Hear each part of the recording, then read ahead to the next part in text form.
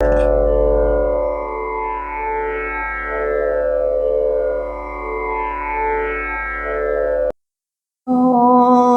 Shri Paramatmane Namaha Atha Ashtamodhyayah. This chapter began with a question of Sri Arjuna. He asked Bhagavan Krishna to explain few terms, philosophical terms. Adhyatma, Adhibhuta, Adhidaiva, Adhyajna, Karma, Purusha, and all that questions were raised by Sri Arjuna. And Bhagavan Krishna also gave a very good explanation for all those terms. And Sri Arjuna asked how to think of you at the last moment. When the jiva leaves the body, how to think of you. And Bhagavan Krishna said, whoever thinks of me at the last moment of this jiva separating from this physical body, he will attain me. Not only that, whatever a person thinks at the last moment of his life, that he will attain. He will obtain that or he will merge with that. And in the following shlokas also, Bhagavan Krishna gives a very clear explanation about how to think of Bhagavan at that end moment. And the shloka 9 explains that how to think of that, what to think, how to meditate on that Parabrahman, that is Nirguna Brahman. Very clearly, Bhagavan Krishna explains in the 9th shloka, chapter 8 of Bhagavad Gita. Kavim Puranam Anushasitaram Manoraniyasam Anusmaridhyah Sarvasya Dhataram Achintya Rupam Aditya Varnam Tamasapparastat. Kavi means actually it's poem, but here it means, in this context, it means that omnipresent being. Kavim Puranam, that is, he is ancient, that Paramatma, Nirguna Brahman is ancient, omniscient. Anushasitaram, he is the ruler of this whole world. Ruler in the sense, he is not the direct ruler, but the indirect ruler. Bhagavan Krishna, or he has Bhagavan, he has drafted some law and order in this creation. And by that law, that universal law, that whole existence, it follows. That order, that krama, this whole existence follows. When we follow that law, then we abide by him. We abide by his control. We abide by him. And in that way, Bhagavan Krishna, he controls all beings. And that is the meaning of Anushasitaram. Anu, it is everyone knows. Anu means atom. Aniyasam is minuter than Anu. When we say Paramatma or Brahman or Nirguna Brahman, which is vastness, it is subtler or smaller, minuter than the atom. We cannot even see the atom. We believe what the scientists say, and Paramatma is minuter than even the atom, which means he is so subtle, he is not gross at all. Sarvasya Dhada, he is the supporter or the protector of all. Achintya Rupam, that Rupa one cannot think. One cannot imagine of his form because he is so subtle, minuter than the atom. That doesn't mean he is so small, he is greatest of the great, all that. Aditya Varnam, he is of that golden color or that bright effulgence, luminous column of effulgence. Some bhaktas, when they meditate on Bhagavan, they say their luminous form, completely that form, effulgent like sun. That's he showed Bhagavan Krishna. He showed that same form to Sri Arjuna also, but he cannot see it with his physical eyes. So he just closed his eyes. And that is the effulgent like the sun, that's his real rupa. And tamasa parastat, it removes all the darkness, which means it removes all the ignorance in a person. If a person meditates their guna Brahman, that it removes all the darkness, that is all the tamasic qualities, all the ignorance in a person. That's what is said in this shloka, shloka 9 of chapter 8. In the next shloka also, Bhagavan Krishna tell about this same concept. Shloka 10. प्रयाणकाले मनसाचलेन भक्त्या युक्तो योगबलेन चैव भ्रुवोर्मध्ये प्राणमावेश्य सम्यक् सतं परं पुरुषमुपैति दिव्यम्. Bhagavan Krishna says that one must meditate on Bhagavan at that last moment. When we have to meditate, our mind should be very calm. When the mind should be very calm means it must have only little thoughts. But in this today's world of data and information and digital world, it's highly impossible, isn't it? Because we gather a lot of information. Lot of information means we all have wide knowledge, but how deep it is, it's a question. Why, if we have wide knowledge, the problem of wide knowledge is when we think of something, immediately the mind jumps to another thought. Immediately it jumps to another thought. So we completely get confused. When we have little thoughts or about a deep knowledge about a single subject or one subject, then we go deep. That's what is needed. Vichara. Vichara means analyzing from the different angles, analyzing a same concept from different angles, thinking about the different views of that concept. That makes the mind deep and that gives the deep buddhi.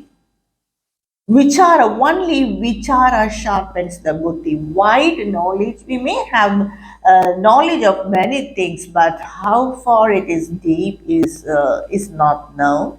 So the deep knowledge is very much needed. For that, we must have focused thoughts, not wide thoughts. That's okay, but we must be focused on something. Only then our mind goes deep. And for that, our mind has to remain calm. And that's why meditation is so important in life. When we do meditation for at least 5 to 10 minutes, chanting a mantra, just be calm before starting mantra japa for 1 or 2 seconds. The procedure of japa itself is we must meditate, then in that depth of their mind we must do the mantra japa, then after that meditate, be calm for some time, only then we have to come out into the senses. Only in the depth of the mind the mantras will have effect.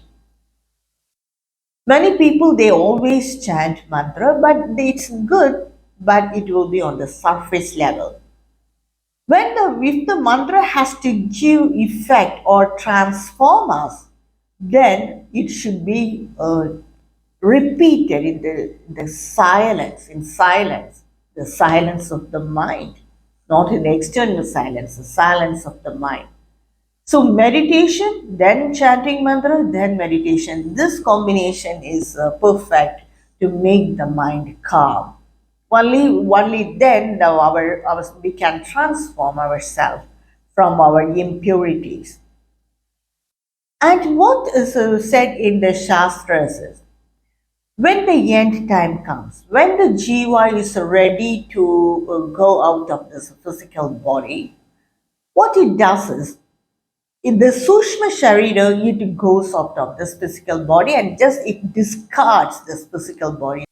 That is the escaping of the jiva from this physical body and it goes to the next, it searches for the next physical body or it will may attain moksha. The Sukshma Sharira is the combination of 19 components, that is the 5 Panchapranas, 5 Jnanendriyas, and the 5 Karmendriyas, all the subtle concepts of it, along with Manas, Buddhi, Ahankara, and Chitta.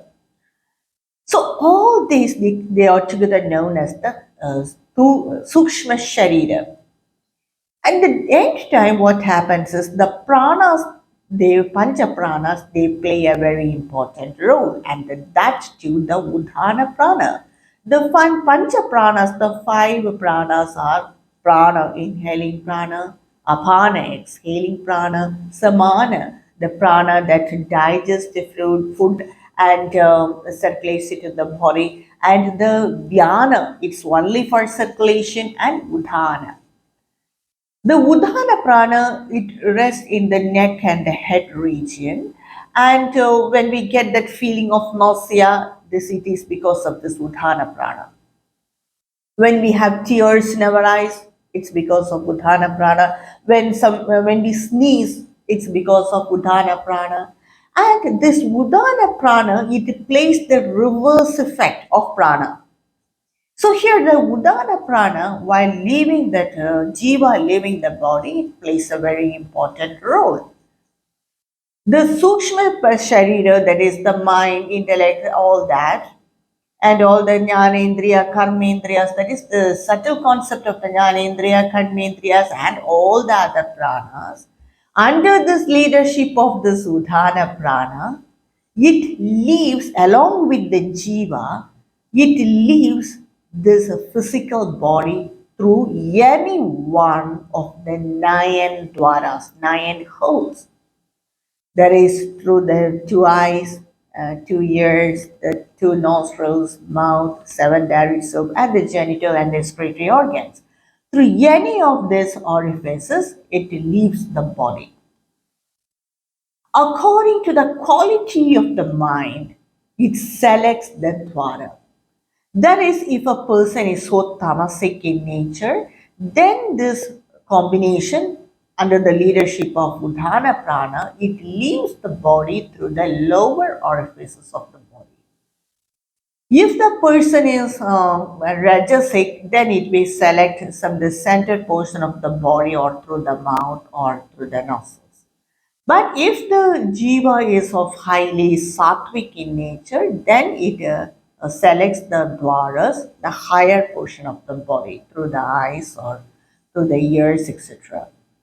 But for a jnani or a yogi, this prana, that is the udhana prana, along with all the other pranas and the subtle body and the jiva, it leaves through the orifice in the head, that is in the center of the head. That portion, that hole is called the Brahmarantra Dwara, or it's said as the Murdhina, they say. That is the center of the head. We can very well, if we touch it, we have that smooth feeling. For the very small infants and children, that place will be very soft, so they will be very careful to touch that place itself. And through that dwara, it will lead. And some yogis, they have the power, if they have practiced yoga throughout their life or if they are great bhaktas, then they have the power to control the prana, this udana prana in their body itself till they decide to leave that body. The perfect example we all know is Bhishmacharya. He just controlled the udana prana in his body itself till that he selected the time to leave the body. Some yogis do that till they attain that level of meditation. They just don't leave this body. They have that power. So they control the udana prana and keep it inside their body itself.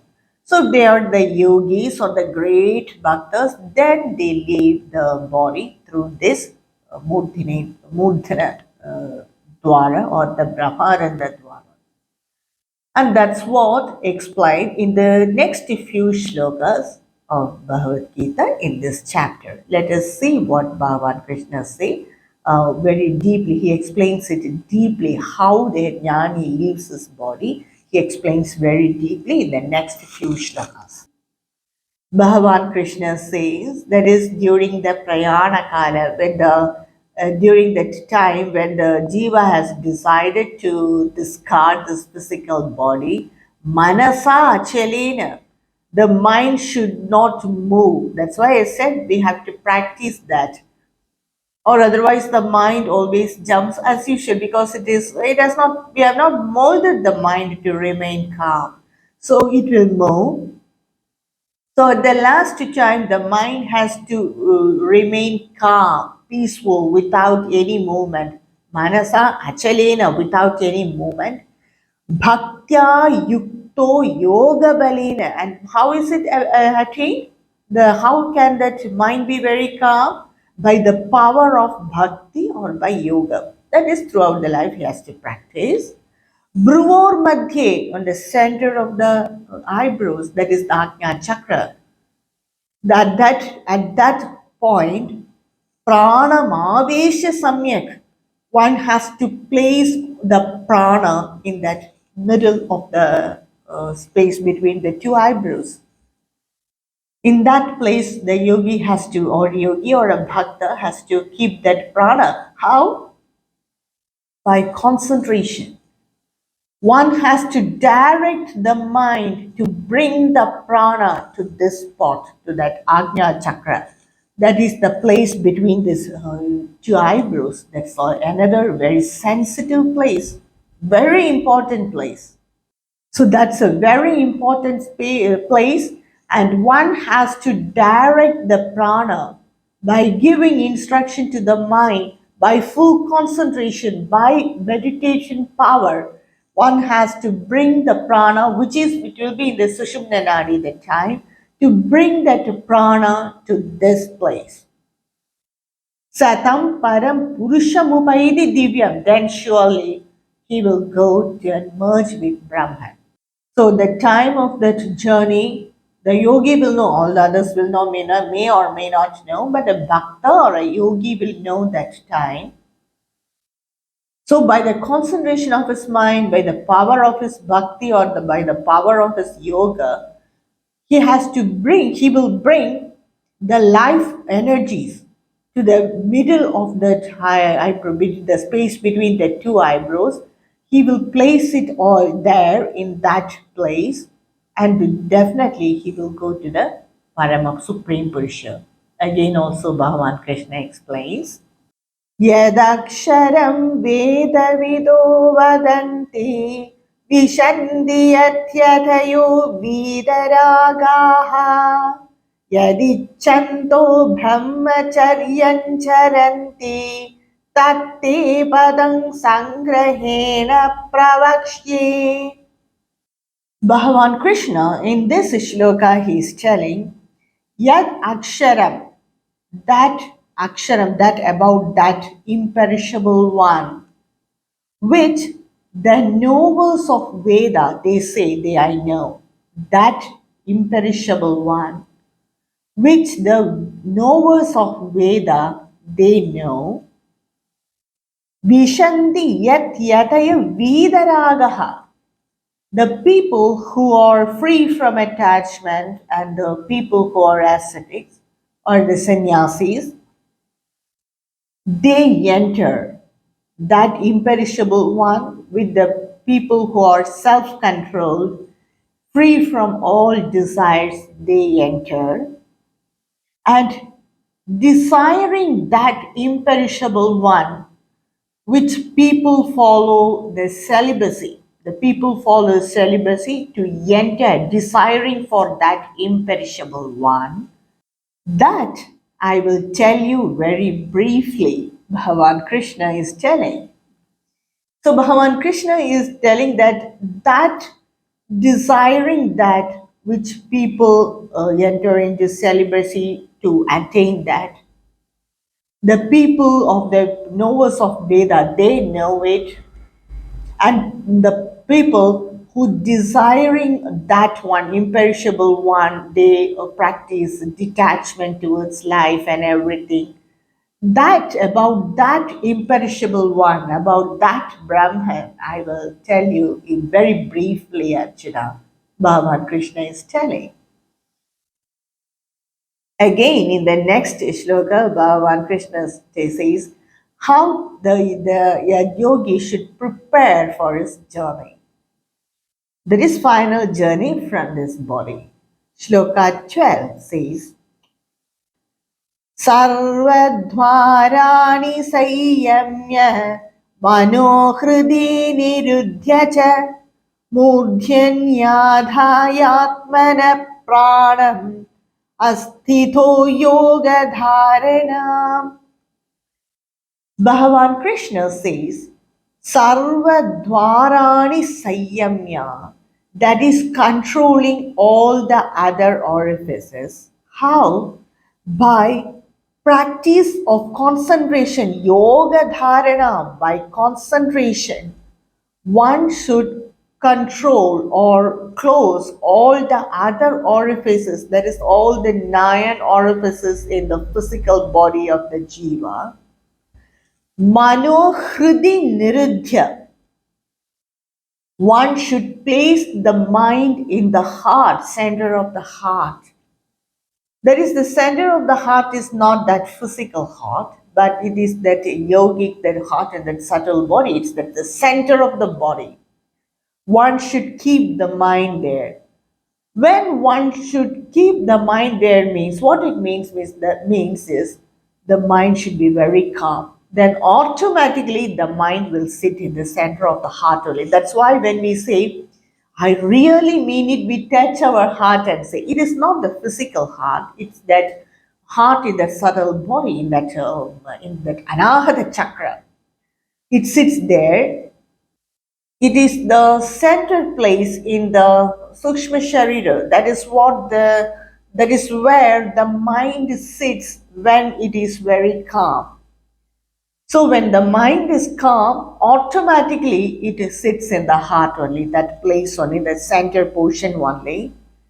One must close all the other dwaras and place the mind in the heart.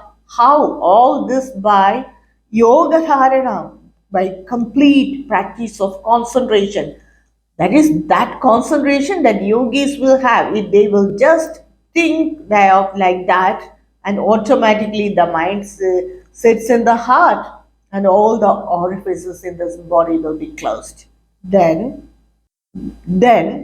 Murdhin. Murdhin means, I said, in that is the small orifice. We cannot see it, but you can sense it. That orifice in the head, one should pranamastita. Pranamastita means one should keep his prana, that is the prana, along with the jiva and the sukshma sharira, and that is under the leadership of the udana prana. One should concentrate and bring all these life energies to this spot. The mind should be in the heart. When the mind becomes calm, by concentration of that mind, which is very calm, one must bring this life energy to this orifice in the center of the head. Murdhin, in the head, that one must bring in. Yoga dharana.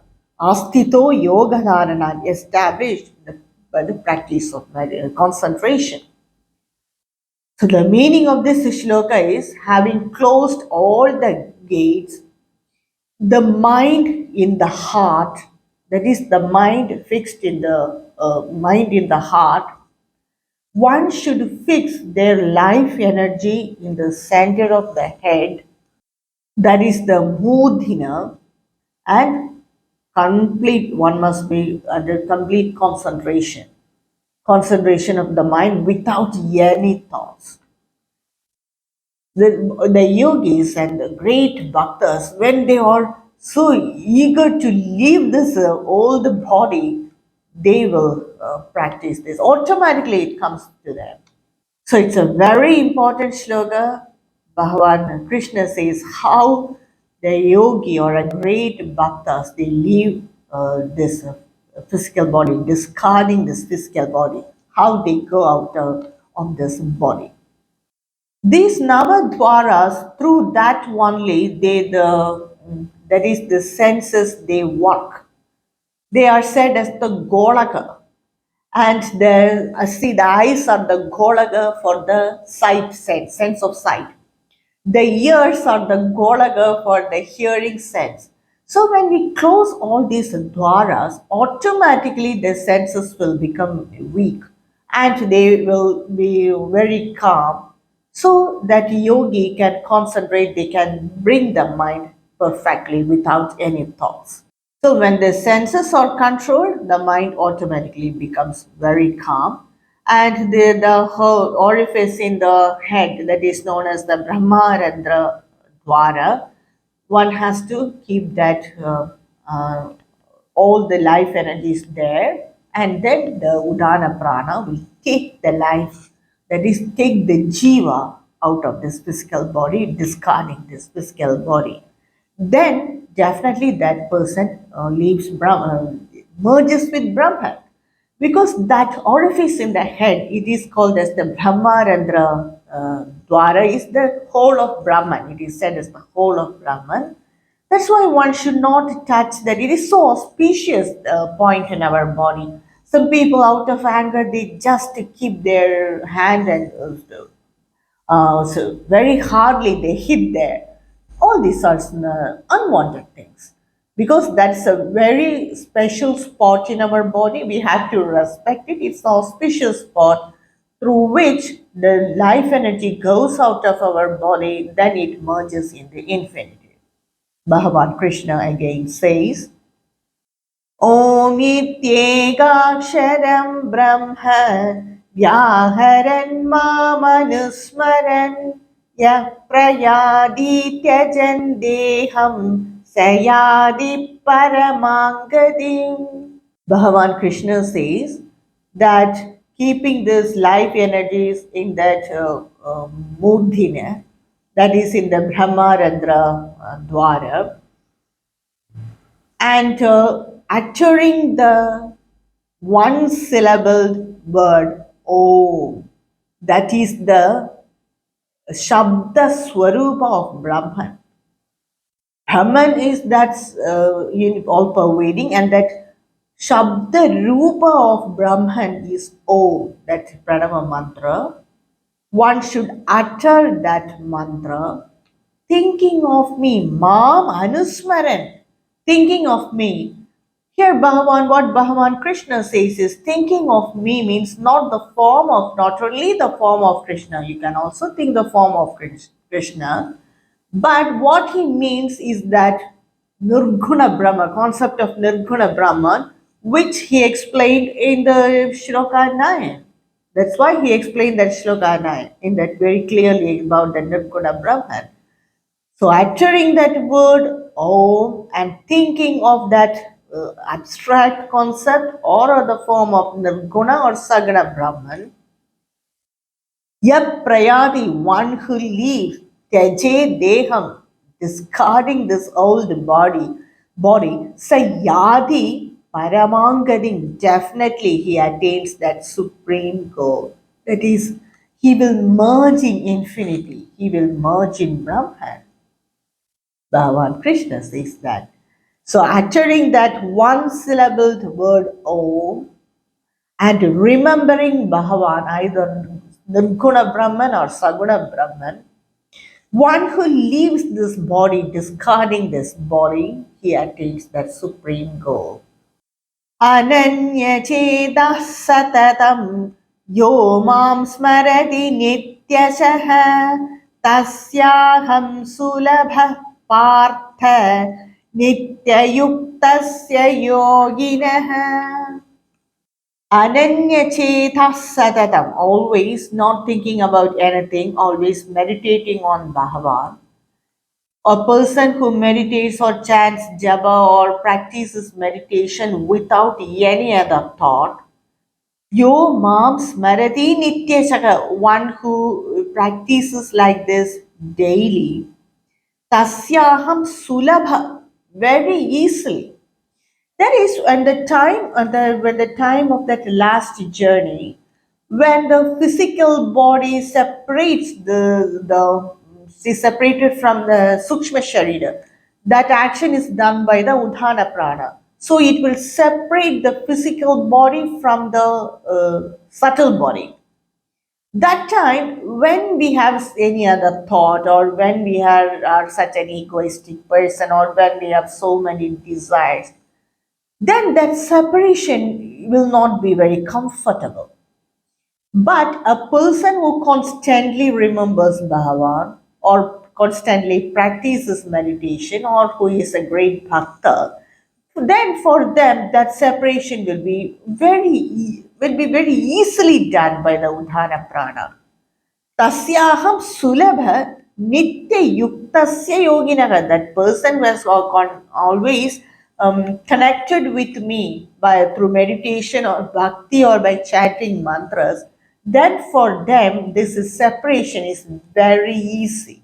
That person, a perfect practitioner of meditation, for him, I am easily attainable. Bhagavan is telling that this separation is we can be easily done by the prana, and he will automatically pass through that whole of Brahman only, not to any other through any other orifices in the body.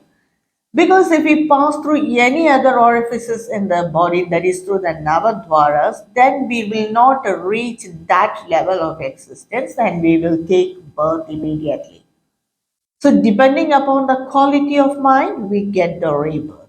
But one who passes through this Brahmarandra Dwara, that is the whole of Brahman, that is the Murtina, then they go to the next level of existence. That also Bhagavan Krishna says, Mamupetya punarjanma dukhalayam shashvatam napnuvanti mahatmanah samsiddhim paramangadaha.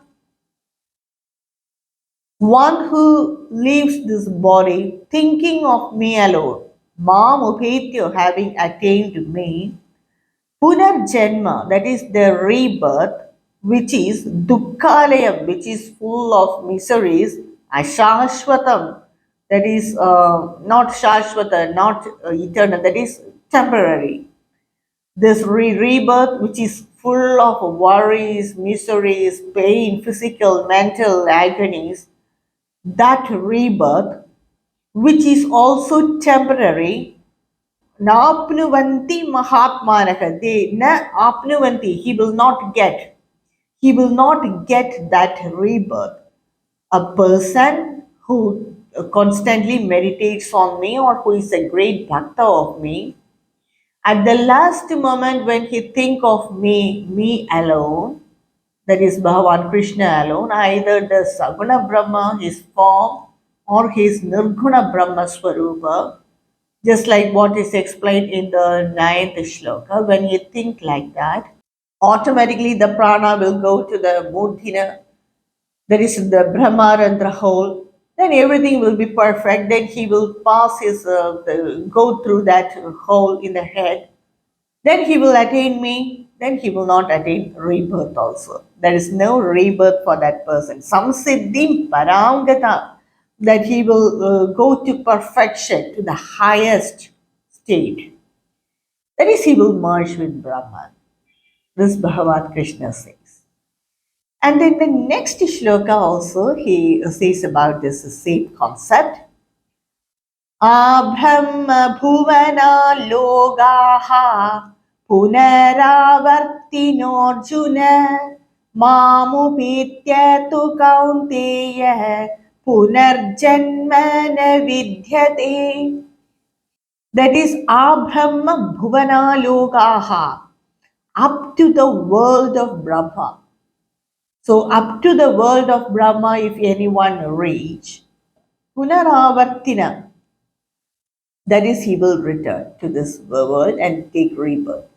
What Bhagavan Krishna says is, one may go by doing japa and by with many spiritual practices.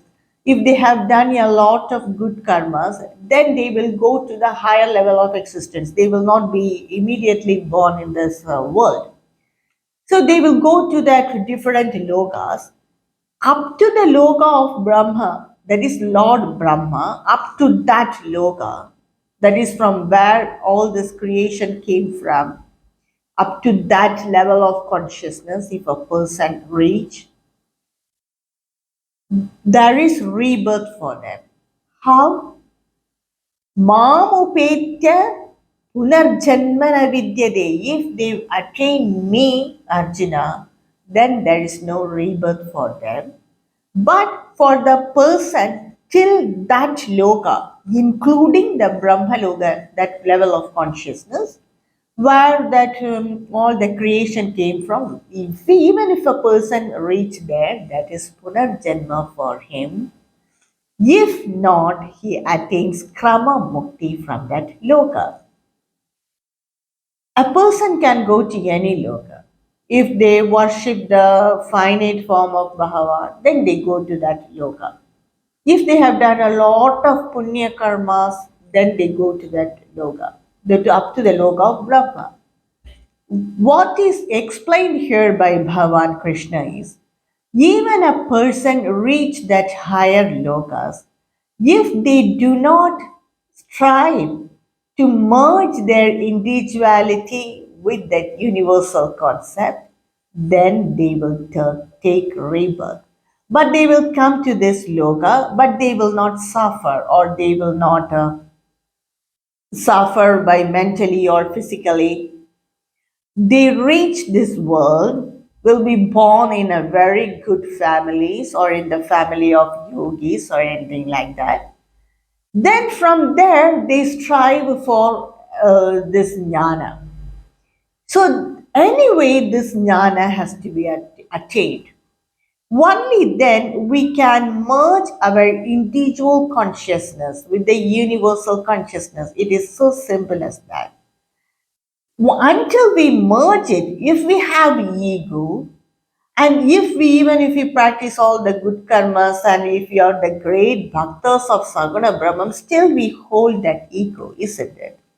So again we will be born. One has to merge this individuality, ego, I consciousness in this universal consciousness. Only then we become infinite. Or otherwise, whichever lokas we go, whichever lokas we attain by our punya karmas or by mantra japa or by the direct merging with that finite form of Bhagavan or finite form of that deity, we take rebirth. So only Brahma Jnana will help us to merge in infinity. If we do any other practice, then we have to take that rebirth till we merge our individuality with universal concept. That is very clearly said by Bhagavan Krishna in this shloka. Abhamma bhuvanat logaha, till that loka of Brahma, Lord Brahma, that is including the Brahma loka, Punaravarti, they will definitely come back and take rebirth. Mam upetya to Kaunteya, that is when one merge with Bhagavan Krishna, that is the Nirguna Brahma. Punarjanma na vidyate, there is no punarjanma for him, no rebirth for him. सहस्रयुगपर्यन्तम् अहर्यद्ब्रह्मणो विदुः रात्रिं युगसहस्रान्तां तेहोद्रात्रविदो जनाः. Bhagavan Krishna is telling about the day and night of the Brahmaloka. There is for Brahma's day and night. Sahasra Yuga Paryantam. There is the 1,000 yugas. Aha, that is the day yet of Brahma. That is the day of Brahma. Sahasra Yuga means one yuga has 4 sub-yugas. That is the Krita Yuga, Treta Yuga, Dwapara Yuga, Kali Yuga. These 4 yugas, they form one yuga. Like this, there are 1,000 yugas. The 1,000 yugas make the day of Brahman. That is the day of Lord Brahma. Aha. Ratri Yuga Sahasranta. That is the Ratri of Brahma is again the 1,000 yugas like this. There is the one yuga has 4 subdivisions, and like this 1,000 yugas. So the 1,000 yugas form the day of Brahman and another 1,000 yugas form the night of Brahman. Te ahoratri vidho janaha, those people who attain to the Brahmaloka, they witness this Ratri and Aha of day and night of Brahmaloka, which means they remain there, they experience that Brahmaloka, they experience the day and night of Brahmaloka, and they return back. That's what Bhagavan Krishna says. If they have not merged their individuality with this universal concept, then they will experience all this, they will witness all this, that is the Ratri and the day of Brahma, and they return back. During the daytime of Brahma, that is for the 1,000 yugas, that is the manifestation period of Brahma. The Ratri, the night of Brahma, again for the 1,000 years, there is no manifestation. The period where this entire universe will be in Pralaya. That is, it is not that entire deluge or not entire, everything will not be unmanifest, not like that. The important energies will be there, but there will be no creation. That is completely complete in the pralaya. There is no creation then during the night of Brahma. So only during the day period of Brahma, that is the manifestation period. In the night period of Brahma, there is no manifestation. So a person who reached that Brahmaloka, if he doesn't attain Krama Mukti from there, or if he doesn't strive to attain knowledge from there, he witnessed the day and night of Brahman and then return back. And that is very subtly said by Bhagavan Krishna. If the jivas they do not attain the Krama Mukti from that loka, then they witness the day and night of Brahma. They are said as the knowers of day and night. So that is explained by Bhagavan Krishna in a very subtle point. So all these shlokas are very important shlokas regarding how the jiva should leave or should discard this physical body and how that to reach the different lokas. So when we practice this Nirguna Brahman, then immediately a yogi in this life, he may attain the Jivan Mukti or the Videha Mukti. That's why a yogi is very dear to Bhagavan. All the other people, they are also dear to Bhagavan, but they have to attain Krama Mukti. If they do not attain Krama Mukti wherever they go, then they take rebirth. But their rebirth will be very peaceful and that atmosphere will be very conducive for them to practice Brahmajnana. So this is the 17th shloka of chapter 8 of Bhagavad Gita. And now I'll take a break and continue the rest of the shlokas of this chapter in my next video. यत्र योगेश्वरः कृष्णः यत्र पार्थो धनुर्धरः तत्र श्रीर्विजयो भूति ध्रुवानीतिर्मतिर्मम ॐ श्रीकृष्णार्पणमस्तु।